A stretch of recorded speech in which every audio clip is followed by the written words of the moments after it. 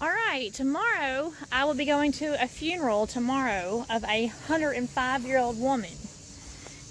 She was 105 on May the 2nd, and she died on Sunday, August the 29th, which was my wedding anniversary. Anyway, when we moved to Cerulean, Rozell was 88. When we moved to Cerulean, she was 88. And 17 years later, she's 105. So this, of course, is just a tarp that's covering up the tomb. So I will be going to the funeral of a 105-year-old woman tomorrow.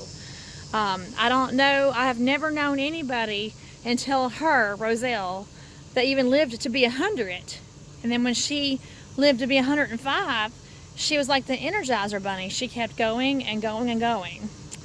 But not many people live to be 105.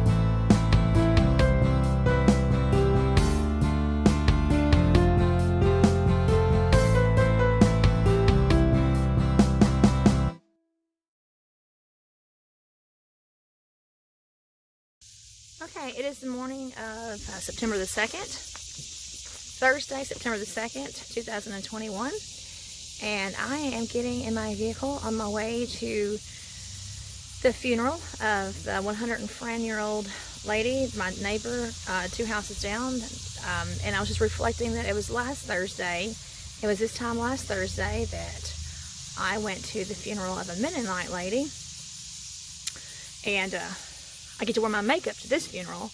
I get to wear jewelry, I get to wear my makeup, and I get to look a little bit better. I'm still wearing black out of respect, but I did go to a funeral last week where I probably look like a ghost, just because they don't do makeup, they don't do jewelry. But anyway, it is going to be very interesting to go to the funeral of a 105-year-old lady. She turned 105 on May the 2nd, and today is September the 2nd. So 4 months ago today, she had her 105th birthday. So, and she's been my neighbor for 18 years. So she was 88 when we moved here, and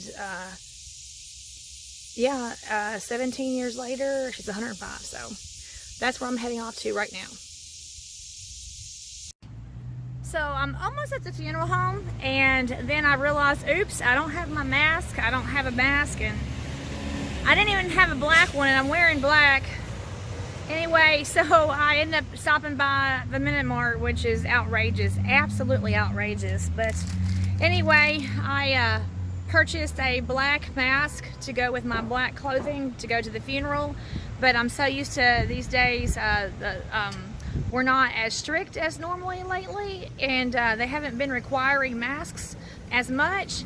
And so anyhow, just before I got to the funeral home, I had to go purchase a black mask.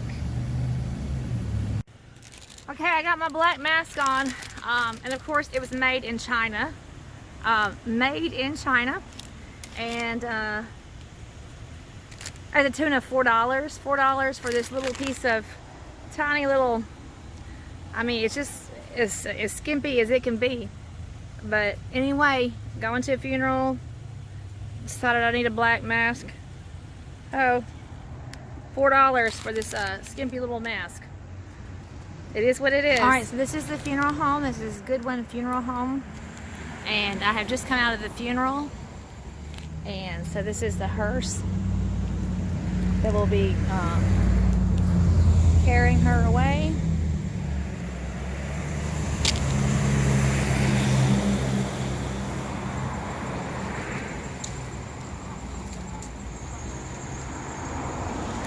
We'll be joining the funeral procession in just a moment.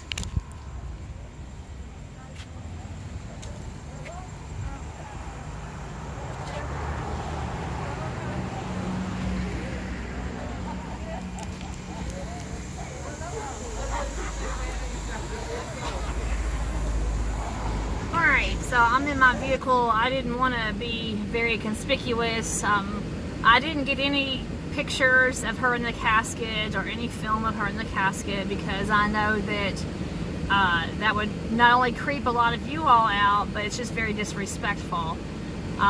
So anyhow, this is a Goodwin funeral home in Cadiz, Kentucky, and when my dad passed away, when my own father passed away, I took pictures of him in the casket. Now, my brother didn't care for that. He didn't care for that one bit. And my brother thought that was very disrespectful.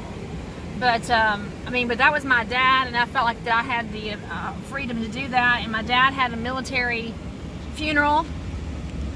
My dad had all the honors of a military funeral, and AJ was only 2.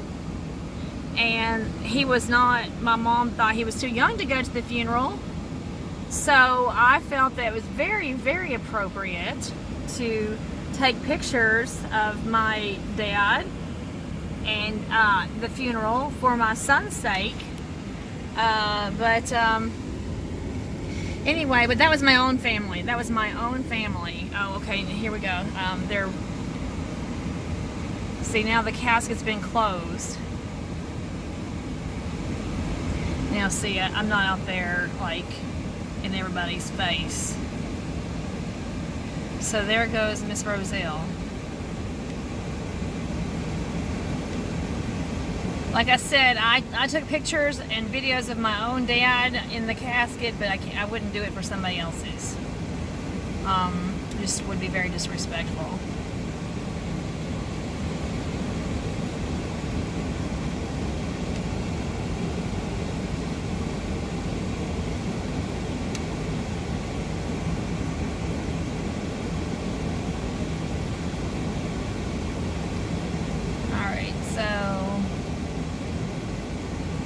I'll be getting into the funeral procession really soon.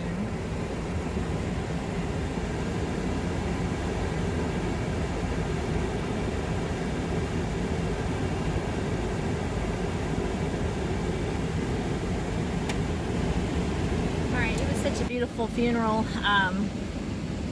Here comes some more flowers out. They're bringing all the flowers out to the car next to the hearse. When you get to be 105, it's quite an amazing thing to be 105. When she turned 100 years old, I thought, this is incredible. This is absolutely incredible. When she turned 100 years old, I had never known anybody else that had been 100, and now she's 105. What an accomplishment. You think about all the things that a person that has lived 105 years that has seen in their life. That's just an amazing thing to see all the changes. To be 105. And she was born in 1916 and died in 2021. That's just an amazing thing. Not many people get to live to see that. And you think about changes in like transportation, of course, obviously, you know, we have the Mennonites that here that prefer that that's their choice. Is the Mennonites use the horse and buggy, but not many people had automobiles in 1916. I'm going to show my ignorance. I don't remember the year that Henry Ford. I don't remember when Henry Ford first brought the car out, but. Yeah, I'm sorry, I don't know all these things. I guess I should. But anyway, but you just think about, though, in 1916, people just didn't have the vehicles. And then if you think about all the technology, the space travel, all the things that have happened in 100 years. Now, we know that in the whole sense, 105 years on the span of globally the whole world as it is, 105 years is very, very small. It's a very small amount of time. But when you're thinking of somebody's life, a individual human being's life, that's very significant. Well, think about the history of the United States. The history of the United States as a country, we're 245 years old. Okay, 245 years old as a country, and then Rozell is 105. Well, she was 105, of course. Now that body's deceased. But I mean, you think about it. I mean, that's very significant. It just truly is. So it was really something to go to the funeral of somebody that was 105 years old. You just think about the lifetime of changes that person has seen. It's just amazing. All right, so I'm going to be getting into the funeral procession. They're fixing to start the funeral procession, so I'm going to get off here.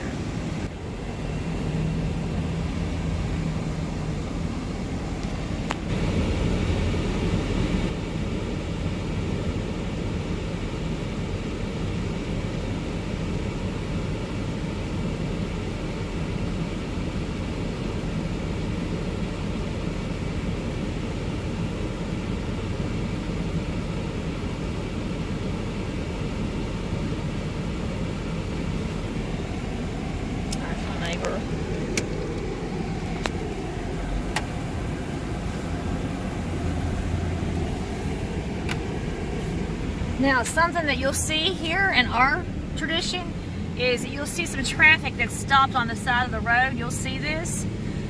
When there's a funeral procession, vehicles pull over out of respect.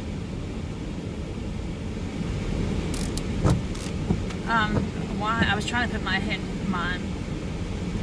was looking for the headlights. I'm not used to this truck. Anyway, you'll see here that cars are pulled over.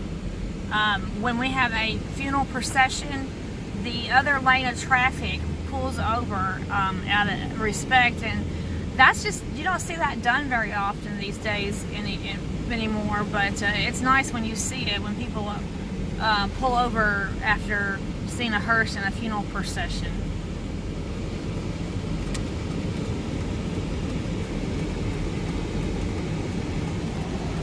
So we're heading to the Cerulean Cemetery.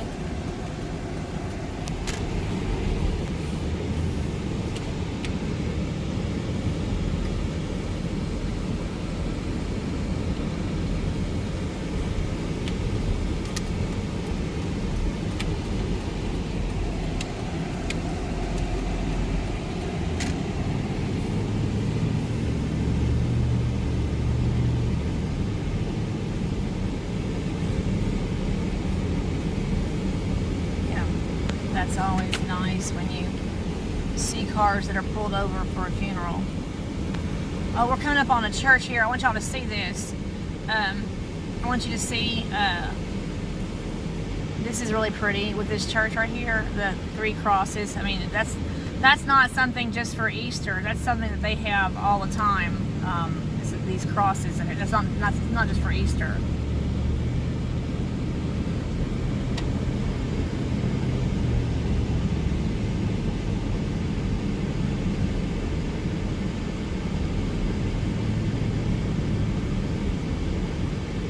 Now see, here's some type of truck that's pulled over out of respect. Like a grain truck that's pulled over out of respect. That's nice.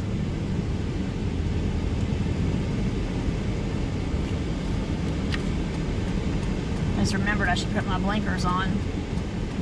My caution lights to show that I'm with a funeral party.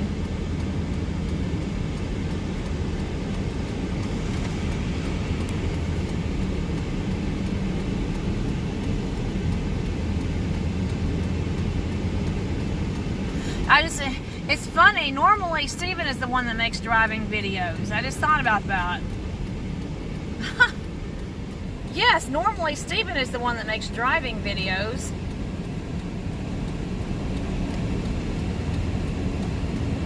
There's more people pulled over. But of course this isn't a driving video with a big truck. This is a funeral procession. There's like probably 20 cars ahead of me, probably. Now I have my blinkers on I'm going to turn that off, as people can clearly see that I'm in the funeral procession.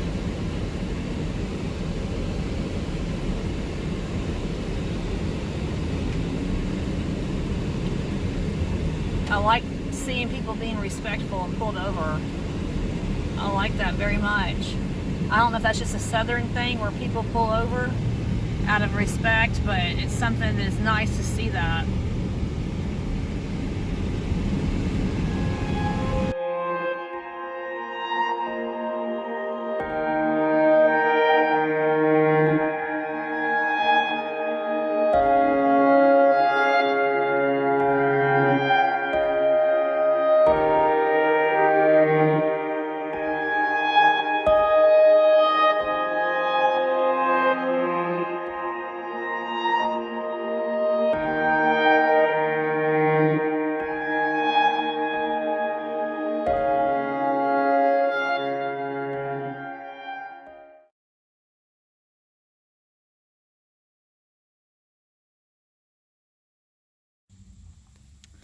Alright, the graveside service has now concluded, and so everybody is leaving the graveside service. The tent up there, that's where underneath there is her burial.